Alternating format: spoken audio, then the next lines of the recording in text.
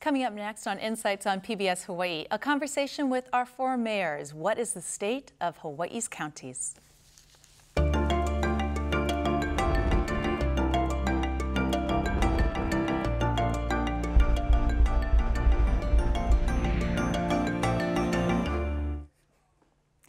Aloha and welcome to Insights on PBS Hawaii. I'm Malia Maddock. Tonight we have the mayors from all four Hawaii counties seated at the table to share their common issues as well as their unique priorities. What is the state of Hawaii's counties? We invite you to join our conversation by calling, emailing, or tweeting your questions and comments. Now to our mayors. Alan Arakawa was Maui County's mayor from 2002 to 2006, then was re-elected to the office in 2011. He's also served on the Maui County Council and as chief steward for United Public Workers, as well as a union representative for the Hawaii Government Employees Association.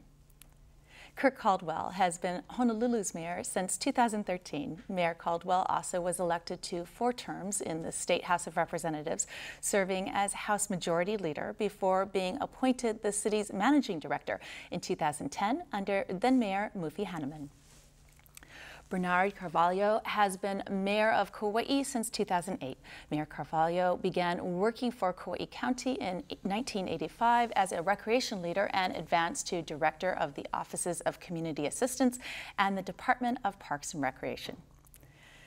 Billy Kenoi has been Hawaii County's mayor since 2008. Prior to that, Mayor Kenoi practiced public interest law. He is currently chairman of the Hawaii Council of Mayors and is the only Hawaii mayor on the United States Conference of Mayors National Advisory Board. Welcome all. Thank you so much for joining us. It's good to see you. Good to see all of you. Let's talk with what's been in the news the last few days in terms of the legislature. There's been a lot of talk about GMOs and a bill to have the state sort of take some of the control from the counties on that issue into state hands. Mayor Kenoi, if I could start with you. Would that be frustrating? Would it be a relief to have such a contentious issue off of sort of the county's plate and in the state's hands? Or after some of the changes that you have made on the Big Island, would it be sort of like a step backwards? What are your thoughts? Well, in most issues faced in Hawaii, it requires a lot of cooperation and collaboration, both between the state and the counties. You know, we all work really well together. We have, as you said, similar challenges as well as unique individual challenges. For example, on the island of Hawaii, we don't have large agribusiness corporations or seed companies. So there's a different perspective with regards to genetically modified or GMO issues. But what's important, sometimes the GMO issue has taken away, sometimes taken away some of the emphasis that we have to focus on in supporting agriculture. Our farmers need access to affordable water. They need access to affordable land. We need to be training the next generation of farmers. On Hawaii Island, the average age of the farmer is 59 years old. So there's a myriad of issues facing our farmers. We have to support them. So we look forward to the legislature, which has to tackle 4,000 bills being introduced in January.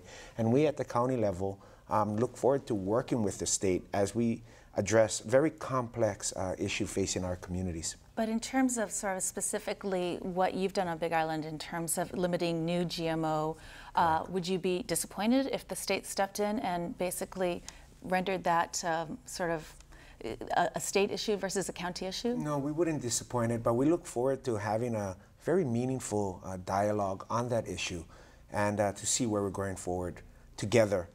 To address and support agriculture, but I certainly wouldn't be disappointed. So you think it could be a state issue versus a county issue? The state definitely has jurisdiction, whereas the Department of Agriculture, plant pesticide, plant quarantine is certainly a state issue. And we're all collectively working towards addressing all of those issues. Mayor Carvalho, it's been particularly contentious on Kauai. Of course, you've got the big seed companies that Mayor Kenoi was referring to. You yourself have had to go through a lot of attention on the issue. Would it be somewhat of a relief if there is a sort of threatened lawsuit if this issue moved towards the state? Well, I don't know if it's a relief, like I think Mayor Kenoi mentioned that. You know, it's all about partnership and working together. There's so many different tracks happening regarding this particular issue, and I think it's important that we recognize all the different entities that have the responsibility. It's a shared responsibility. You know, I grew up in the cane fields and the pineapple field days, okay? So agriculture at that time growing up, I understand that that's who we are as Hawaii. And so now we've fast forwarded, if you will, to this particular discussion. And we on Kauai, we have 4 seed companies. You know, we have employees, a large number of employees. So there's a menu of areas that we need to look at and discuss from. There's the emotional side, there's a cultural side, there's a business side, there's an employment side, of course. So in our particular case, you know, at one point it sort of divides community because this is a very contentious type of situation. However, we're able to really work it together, I think, and we're at the point now where we're trying to address it and work with our county council. The bigger picture is to see what is the balance. Agriculture comes in so many different ways. We have organic, we have coffee, we have seed corn companies, we have papaya, you know, we have tropical flowers. I mean, so I'm trying to find that balance between embracing agriculture in general. And this particular discussion, as you know, has brought forth some very, very divided type discussions, if you will. And I'm able to work on that. And because of some of the moves that Kauai has made, a lawsuit, you're currently looking at pro bono legal representation to help. Currently, per the last right on the table right now, we're looking at the legal side of it. There was a lot of legal issues that I was concerned with. There are a lot of environmental issues. There are some charter issues, you know, in responsibility. But overall, yeah, we're working right now on pro bono type solicitation for services, and we'll see. And if not, then we have another listing of potential attorneys that will come in. I really wanted to keep this issue out of the courts and hopefully work closely with the state and the Department of Ag and the Department of Health and my fellow mayors and all of us working collectively because it's such a big issue. Yeah. So now that we're in this particular case within the court system, we have a lawsuit on the table. We choose to address it, but at the same time, we're moving forward. There's a Good Neighbor program on Kauai now, where the seed corn companies are really working within the community, working closely with the state. So we're really trying to find that balance that is important. I would imagine, though, that the state taking some sort of control on the issue might actually help in terms of the lawsuit for your particular county, or am I wrong? No, you know, like I said, we're in total conversation as we speak with the state, the Department of Ag, Department of Health. Like I said, we in Kauai County, we're willing to take our piece and work it and work with our people, but we need help too. And it's just a good cross-section of trying to understand how we can support each other and the bigger picture for the people that we serve. Now, Maui took a somewhat different track on this in terms of coming to an understanding. Can you talk a little bit about that and how this bill might impact that? One of the things that most people in the public don't know are details, almost any form of government. And a lot of the discussions are on technical applications. And what we're trying to do is we're actually create an MOU, Memorandum of Understanding, with Monsanto, so they would report and we could publish to the public what kind of pesticides that they're using. We also are creating a website, and we're working jointly with the other mayors and the state departments to try and connect a lot of those websites with information from the Department of Ag, from the Department of Health, from the EPA, all of the technical areas where people can find out what does it take to get a pesticide license? What are the restrictions on applications? Someone who wants to apply pesticide, what do they have to go through? What kind of fines are there? If we can get more information to the public, then we'll have an educated discussion. Without people being able to have access to real good information, you get a lot of rumors, you get a lot of half-truths, you get a lot of assumptions that are fallacious and don't really address the real issue. But you know, it's like a boogeyman kind of a concept. We're afraid of them because we don't know what it is. Mm-hmm. And we're trying to clarify this issue by putting facts before the community. Our council currently is listening to a bill very similar to the GMO bill that was passed on Kauai. And we're very much trying to separate GMO and pesticides because they're two very, very distinct, different topics. Pesticides, there is no one in the industry that does not believe pesticides misuse can be very dangerous. That's why we have so many stringent regulations on how they can be applied, what the applicator must do to make it safe. And pesticides coming in have to go through a very stringent screening process as well. So we acknowledge the fact, and I think everyone in the industry acknowledges the fact, that's why we call them poisons, right? And we have to handle them carefully. But public needs to understand what the precautions are to make it safe for the application and to make it usable for a beneficial purpose. GMO is a very different issue. Genetically modified organisms, if you take the topic as defined, there are very, very few items that have not been modified over centuries and generations. When the Indians had corn and the corn that we produce today, they're very different products. They've been crossed, they've been bred so that the agricultural products can withstand different kind of temperatures, different kind of climate conditions, different kinds of insects. This is true with lettuce, tomatoes, onions. You know, if you look at the different varieties, many of them have been crossed. When you look at citrus, the root stocks may be from a Hawaiian lemon. And the different kinds of lemons may be grafted onto the tree. Same with mangoes, same with avocados, because certain rootstocks are better than others in being able to survive. Those are all modifications that are not the natural, the original product. So when we're talking about how the science is evolving and helping out the communities to be able to have good products, we have to look at what's really happened that's on the positive as well as the fears on the negative. And of course, for those in opposition to GMOs, they cite that 26 countries have banned them out of concern, and that there is a legitimate argument to be made in terms of looking at whether they pose a danger. Mayor Caldwell, if the City Council voted to limit or ban GMOs today, what would your position be? I would say it's a state preemption issue. I actually do think it should be handled at the state level. The state regulates pesticides. I know that from when I served in the House.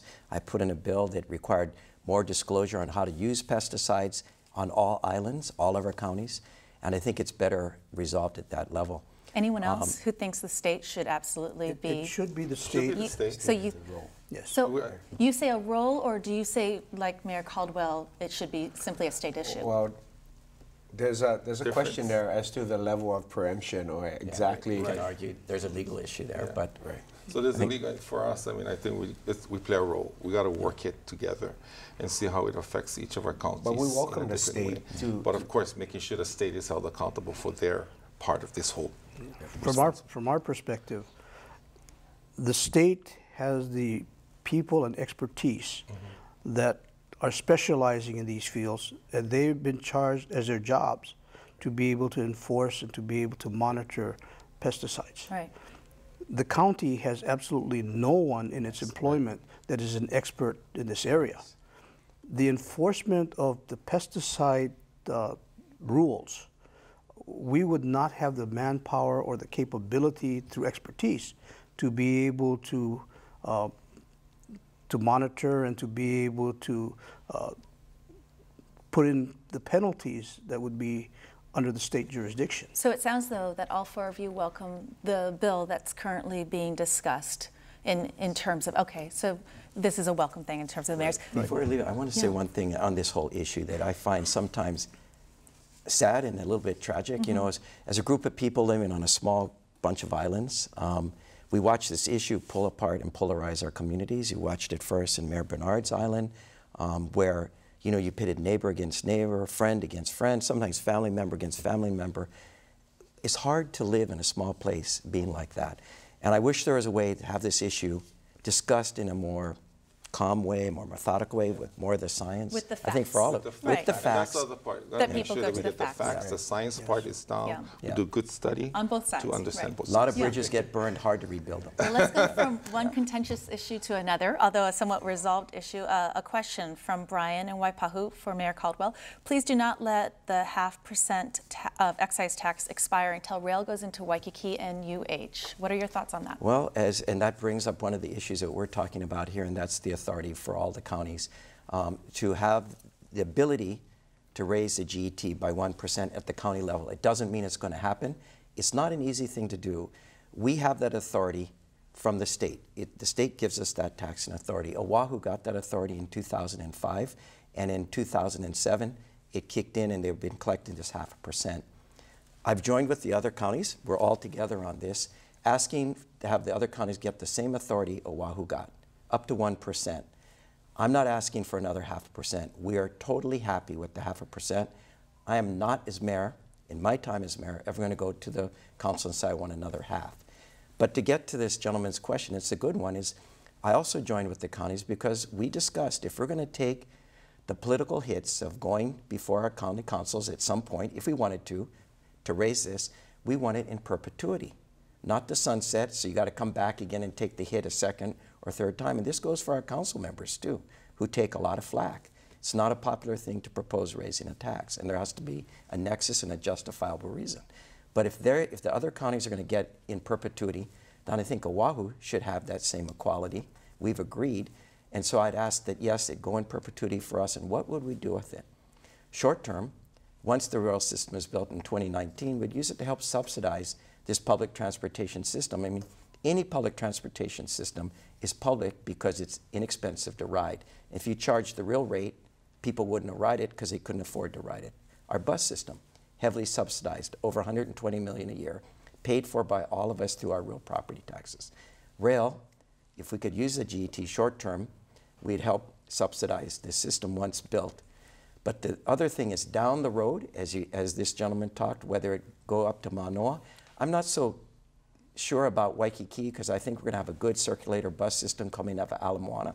But Manoa, going more west towards Kapolei, to where the shopping center is going to be, the DeBartolo's building, maybe up to Mililani. These are segments that we could start to plan.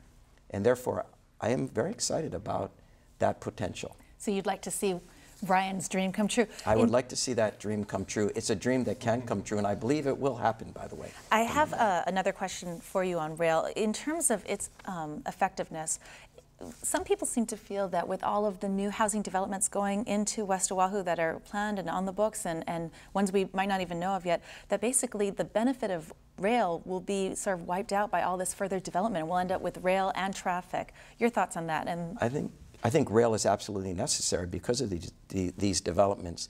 This system is going through the dense urban part of our island. By 2030, 60% of the people on this island are going to live in the Everplain where these developments are occurring. And they're not just occurring haphazardly. Under our general plan that the state adopted and that the counties are functioning under for all of us, that growth is to occur there. At one point, remember, they talked about it maybe Kenoi. The Kenoi folks got all upset.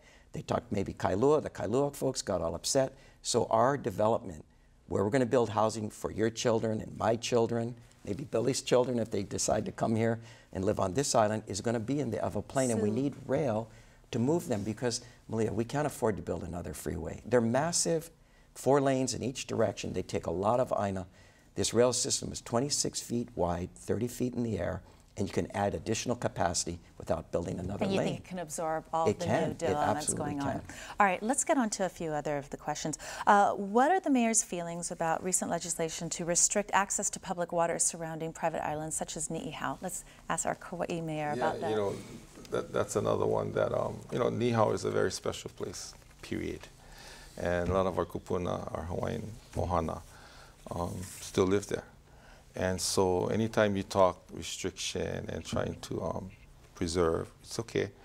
But there's so many other factors involved. And so having gotten into many discussions with the Robinson family and some of ohana there and addressing this issue, I believe that there needs to be some kind of restriction around Ni'ihau to preserve its unique character and charm, and of course the fishing and all the rural character.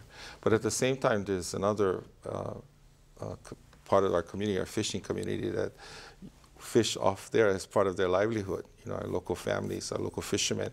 So again, here we go again. How do you find balance between this preserving of our wonderful Ni'ihau and then still allowing and you know, having that opportunity? So it's all about talking again at the state level, because you have from the shoreline out to about 3 miles is state jurisdiction, then you have federal jurisdiction, and then of course the recreational use and commercial use for our fishermen. So right now we're working through that. I've been in numerous conversations with our fishermen, and I believe that our state senator and our representatives on this side of the House are also looking at that. Like I said, there needs to be some kind of restriction. It's just what is the final and how it's going to find a balance to make it work for all. All right, I like this question from Jack in Kenoi. I would like to know if there's any chance of getting the super ferry back. I would guess that the answer to that is no, but any thoughts on that from any of you? I would never say no to any future situation. The fact that we had a super ferry here means it's possible to do. And the fact that many other communities have a ferry system means it's very desirable. Worldwide, it's proven to be beneficial. The real question is finding the appropriate company or bodies or timing, even if the state were to do it, to be able to put it and implement it in a proper way. Malia, we need an integrated transportation system. We do need that. We have planes, we have the tug and barge. Yeah. We don't have something for all our local folks who go between the islands. And the neighbor island guys, they Yes. see how expensive it is to Right. go. Let's echo that. Mayor Carvalho, we always talk about that. We separated by ocean, but connected, Connected by family and families, friends. business No, and but friends. Super Yeah. Ferry was an H3 for us. Yeah. You know, take an example. If we had a baseball team, you know, now we have state tournaments that we see a decline in participation because, you know, instead of putting our kids on a 15-passenger bus and sending them to an island to engage in a positive recreational activity that builds relationships, instead we have, you know, very high cost inter-island airfare, limited flights, and just challenges higher getting and from A to higher B and back expenses. again. Yeah, Cheaper to go to the absolutely. mainland So sometimes. certainly yeah. we would have welcomed, you know, we could have addressed the issues of whale strikes and invasive species and some of the challenges that were raised.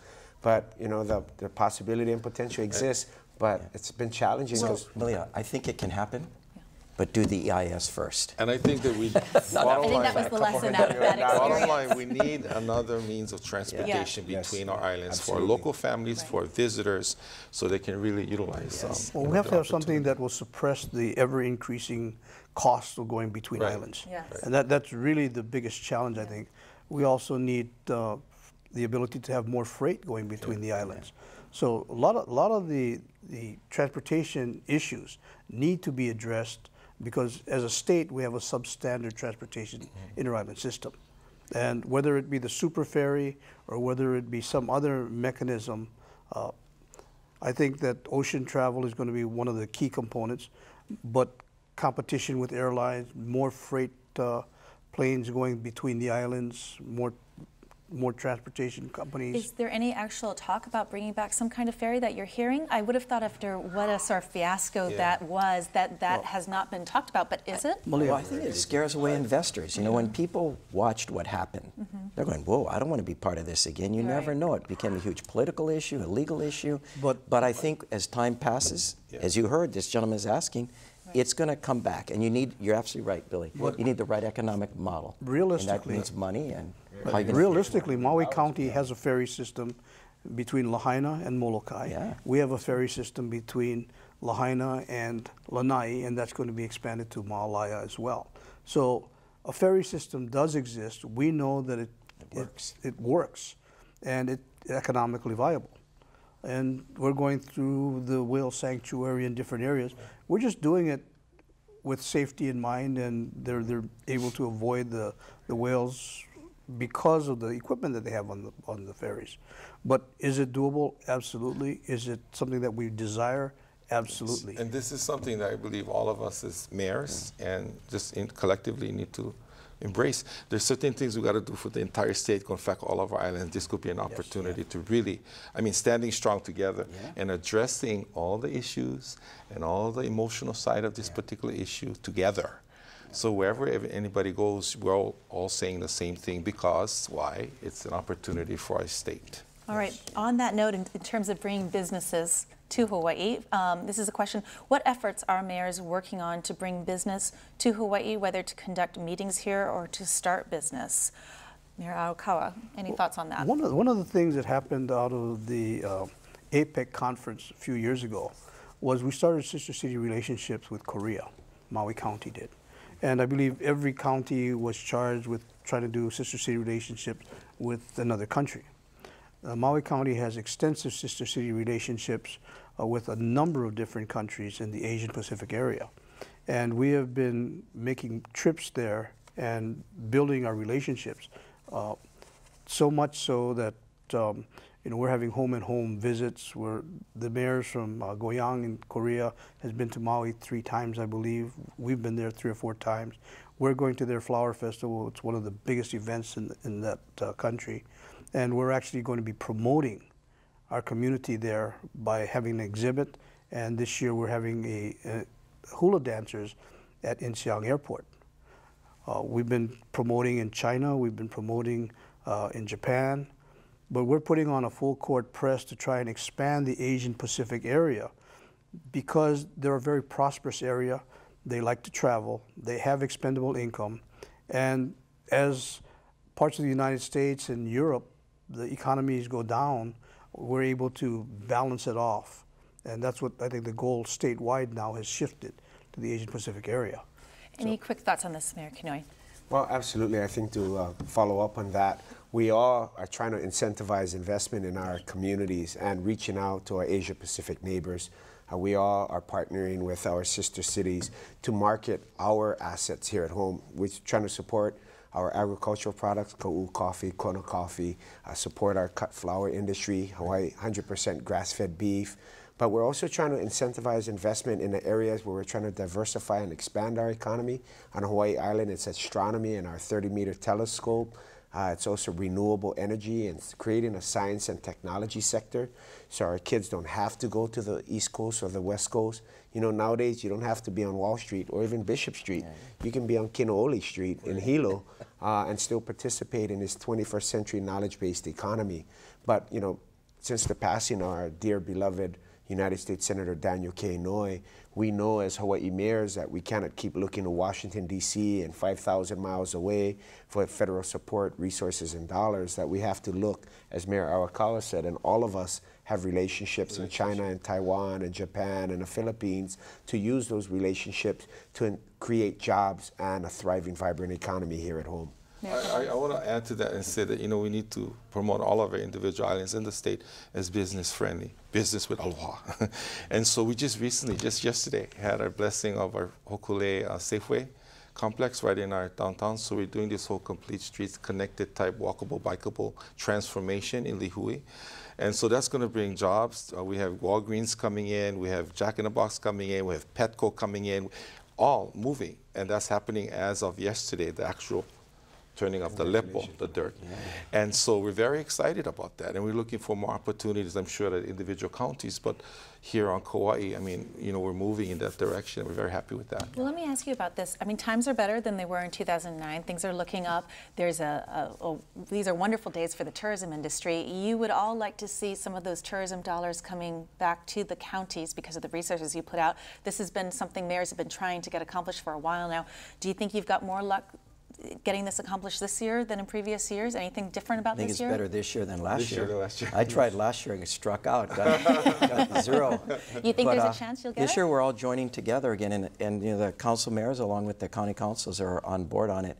You know, Malia, we get a little over 90 million of the counties from the TAT. The state gets the rest. It goes to TAT, I mean, it goes to Hawaii Tourism Authority and others. But here's the bottom line. We provide the basic core services for tourists and for tourism to thrive. I mean, we make it, they come here for basically, I think, 3 reasons. One, it's really safe. We're a safe destination. But when they come here, it doesn't look like the rest of America, but they're still in America. It's a diverse place, just like diversity sitting around this table. And then you got the natural beauty. We do the police, we do the fire, we do the lifeguards, we clean the beaches. We take care of all the parks that people go to.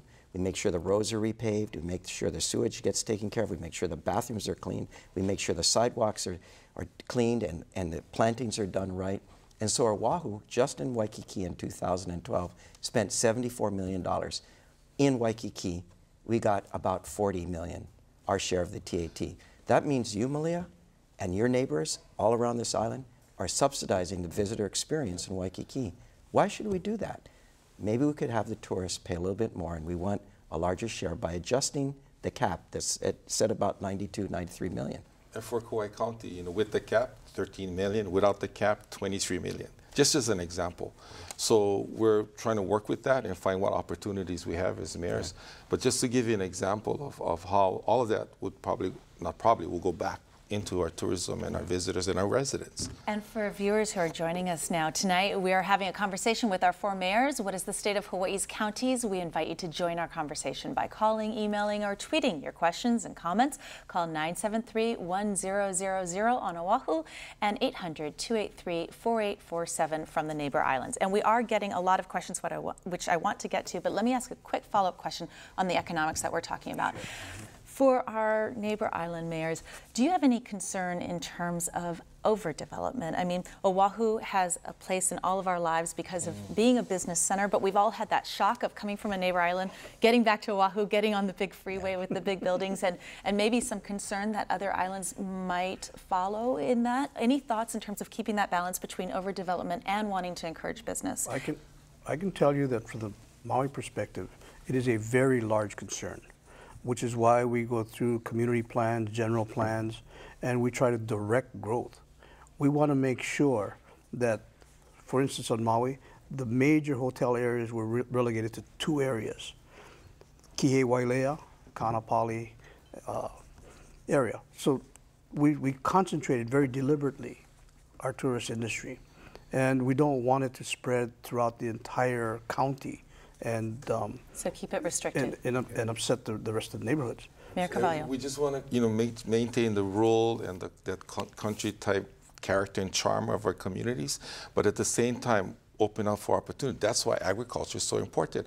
If we can thrive with agriculture and keep our open spaces green and mean and lean, and at the same time keep business moving, that's where it is. So we need to collectively look at opportunities in ag overall, which will keep our islands moving and keeping the same opportunity to be open and green. Mayor Kenoi, I hear from a person a day telling me they're moving to the Big Island. You've got a big time growth going on in your island. How do you control it? By what all the counties are doing, and that's by very strategic, managed growth. You know we have to support our farmers. When our farmers farm and our ranchers ranch, we keep our land in open space and productive and beautiful. But we understand that people will come in, and we want our children to come home after getting their education, after leaving. We want to make sure that we provide for the future well-being of our families. But at the same time, we recognize that, you know, the western migration of our great country, right? They cross the Mississippi, they go to the Rockies, they come to Honolulu, they go to Maui. Then when you come to Hawaii Island, there's nowhere else to go. So we've got to do this right. And it's such a beautiful spot. And let our kids grow up. Yeah. Yes, with economic growth. Yes, with employment opportunity. Yes, with higher education access, affordable quality higher education. But at the same time, we want to treasure the values and what makes Hawaii special. Did you know Hilo is the biggest city in the United States by geographic size? I think. I hear 4,028 square miles. The island is the same size as the state of Connecticut. All right, let's get to some of these questions. Did you know Kauai is the oldest island? Here we go. Okay. The door's open. Here's a question from Kula Maui. What is Mayor Caldwell doing to aggressively expand solar and wind energy projects on Oahu so that undersea cable and huge neighbor island industrial scale energy projects will not have to be built? Your thoughts? Well, I think if anyone reads the paper or watches the news every night, you have a huge number of projects that are going forward in terms of photovoltaic. I mean, large projects on 20 acres of land each area. The military is doing it, the private sector is doing it, and of course we have wind farms on the North Shore, sometimes controversial. We're building them in other areas. So I think Oahu is doing their share. But to remind everyone, and these folks know it, 70% of the people of this state live on this island. 973,000 out of 1.3 million. We are an energy consumer, unfortunately. We suck energy from the mainland and for everywhere else. And so we're trying to do our part, but will we ever be energy self-sufficient on this island? I don't think so. Are you concerned And again, how do we share? Are you concerned about some of the changes that have been made in terms of solar availability and choice for people? Is that something? I do. I think there is concern there. I think here part of it is the success of particularly solar has created other problems, both for HECO on our island, Miko, I mean, all these islands, they're trying to adjust and deal with. But we're going to work through it. I mean, we have more alternative energy sources than probably anywhere in the world. right? From geothermal to OTEC to wind. We have the ability to hydro. produce over 100% of the energy that we use. Yeah. Okay, to Maui residents comment, against building a cable system connecting Maui to Oahu, Maui doesn't benefit at all. Let's talk about this. Can I add one thing to that? Yeah. A lot of tax revenue is generated for this state on this island. And the other islands cannot survive without revenue that we send over to build their highways, to build their airports, to build their harbors and piers. And we should. That's our responsibility. Easy with that. All right. This is one Right? So I mean, we export capital. We're looking for energy. All get along. No, we don't. All get along. So it's a bit sharing back and forth. Let's be very here. realistic. Yeah. Everyone in the state, and the state goals has been to go to alternative energy. Yes. And for the most part, people understand that all the alternative energies have to be produced statewide, not just in one location. Absolutely. So it's going to be a shared responsibility statewide. So are you all in support of undersea cable? Is there anyone against it? I'm not at this time for the very simple reason that we pay 42 cents a kilowatt. And we don't see how we generate geothermal, solar, ocean thermal energy conversion.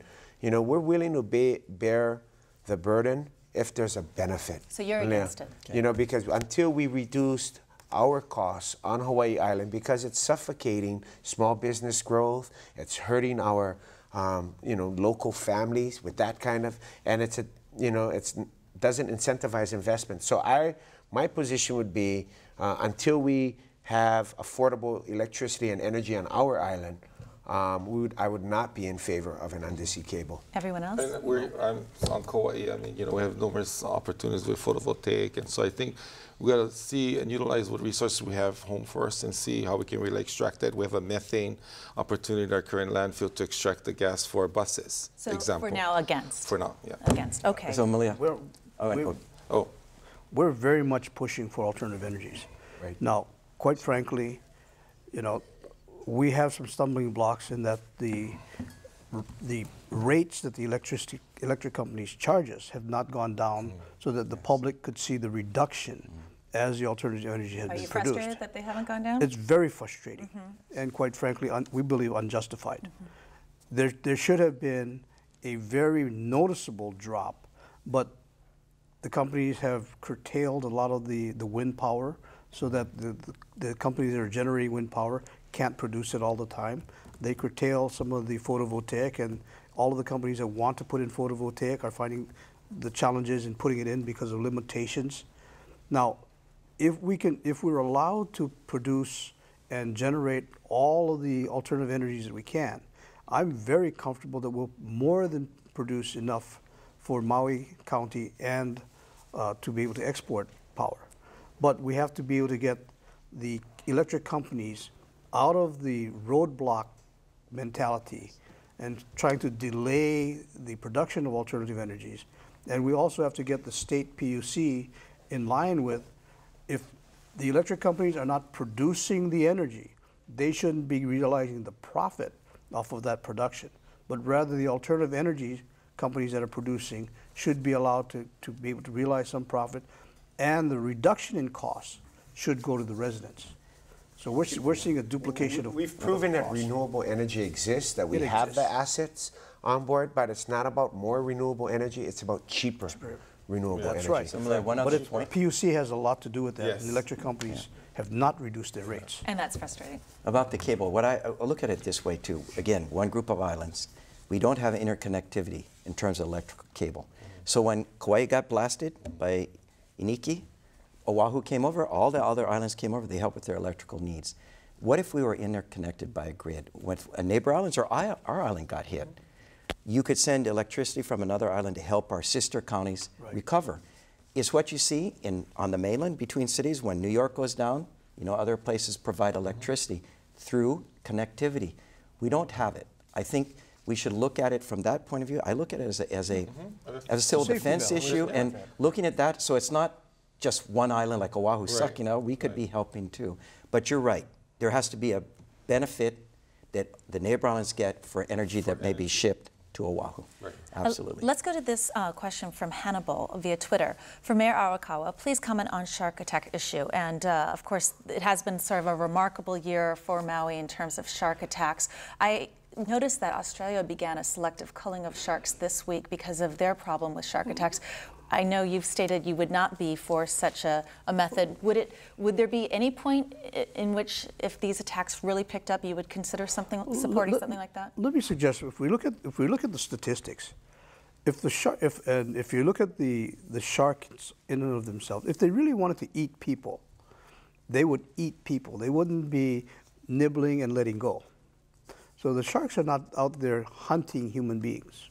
Okay, they live in the water. We go in times. Mistakes.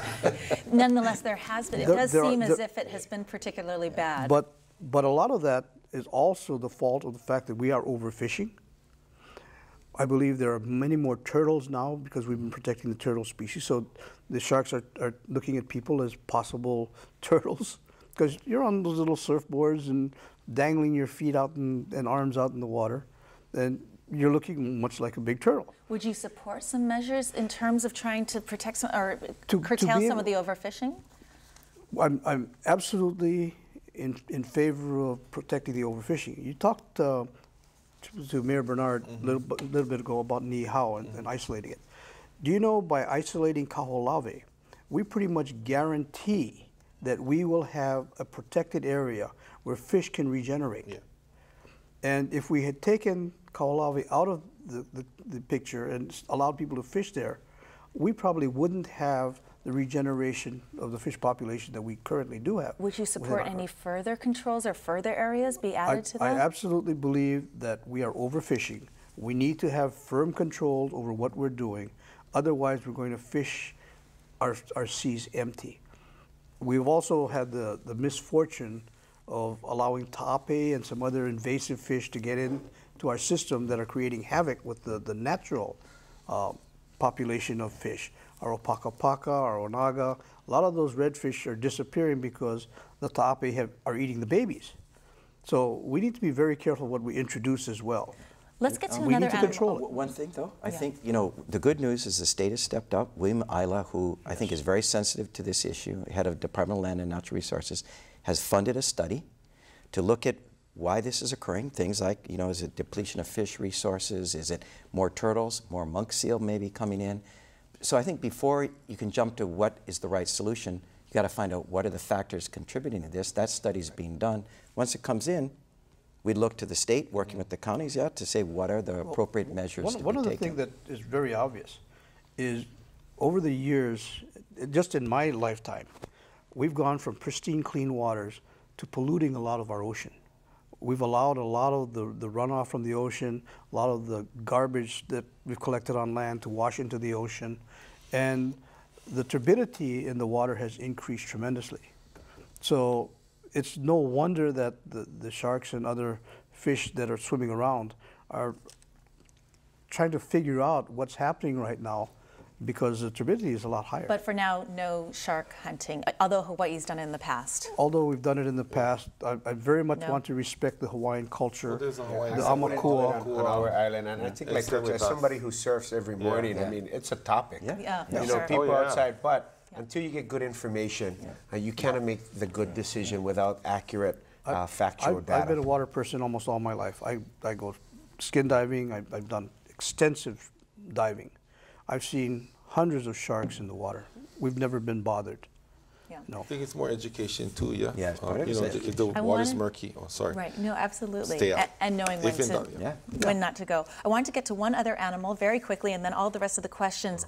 These small fire ants, big issue for all the islands. Can you guys update us briefly on what's being done to try to stop this? Well, we've working with our state legislature. I want to thank Senator Gil Kahele, who's pursuing funding in a partnership between the state, again, Department of Agriculture, Department of Land and Natural Resource, who oversees the invasive species councils on each island.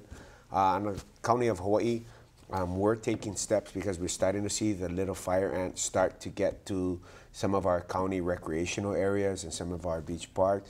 The good news is around the fire ant, at least we know what controls. We have the tools.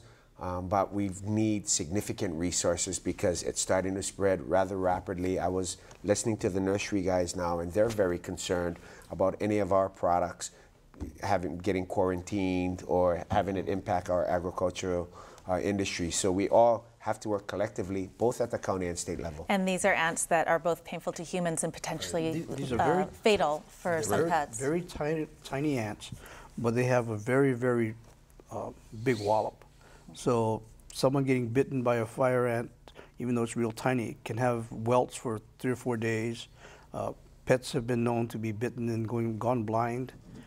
Little children, if they get stuck in a nest, it could be very painful and harmful. And they've arrived on Maui. I wanted to get to the next issue since we're starting to get a lot of questions. How are the mayors dealing with homelessness? Are they working together or is it separate counties? From Nanakuli.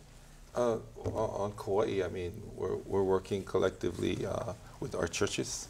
We're trying to look at ways to offer places where homeless can go.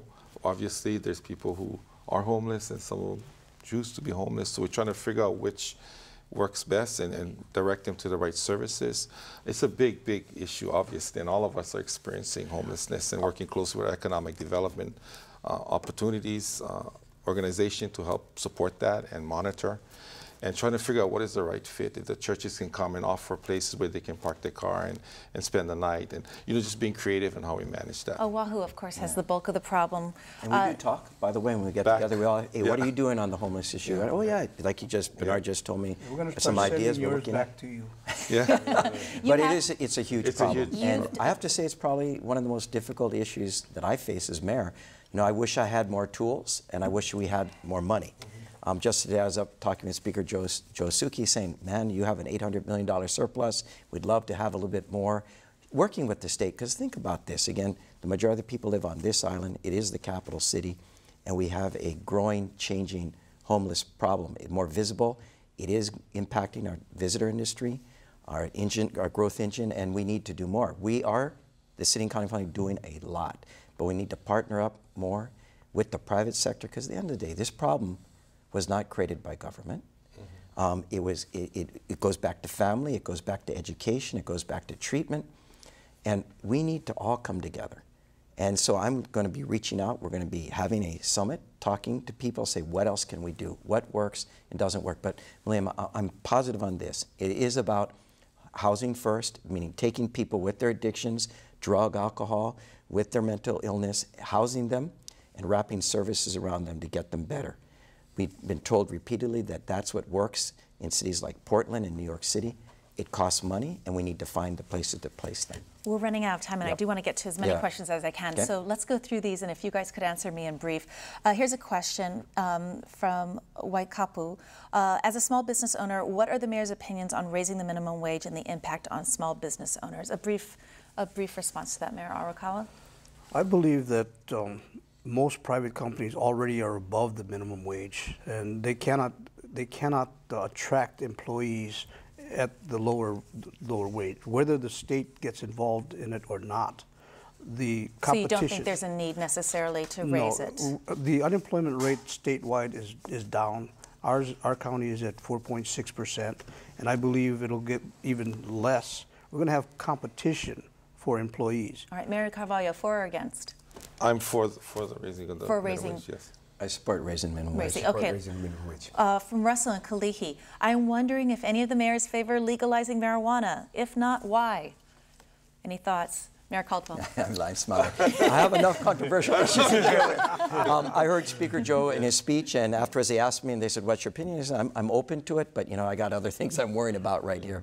Obviously, it is a state issue. We've seen both Seattle, we've seen both in Colorado deal with this issue, but I'm going to leave it to the state to Are you watching those cities, though, or those states, rather, to see is anyone paying close attention to this? Obviously, marijuana is, a famous product of Hawaii. I mean, we have medicinal marijuana, and I think 50% of the state have 12,000 in the state now medicinal marijuana, and we see bills before the state legislature on whether or not they're going to allow controlled cultivation, whether they're going to allow dispensaries and clinics. Would you be for any of those?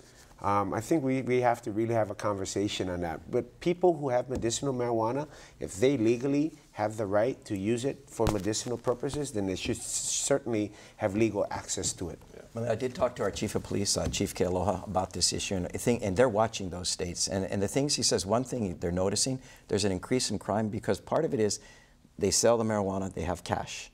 But it's hard to deposit in banks. There's issues there because of federal problems. And so because there's large amounts of cash in these dispensaries, there's more robberies and those kind of things, crime kicks in. So you have another element. So I think that's something we got to look at. If it's going to be the impact, and how do you address that? Either of you for any sort of legalization, further legalization of marijuana? Well, I think the state has essentially, with the medicinal marijuana rules, has pretty much legalized it. The very, very limited control on how someone can get a medicinal license, they've opened up this gate, and the state needs to take very strong position. Either they're going to do it, they're not going to do it. If they're going to do it, allow it and see what's going to happen. If they're not going to do it, ban it altogether.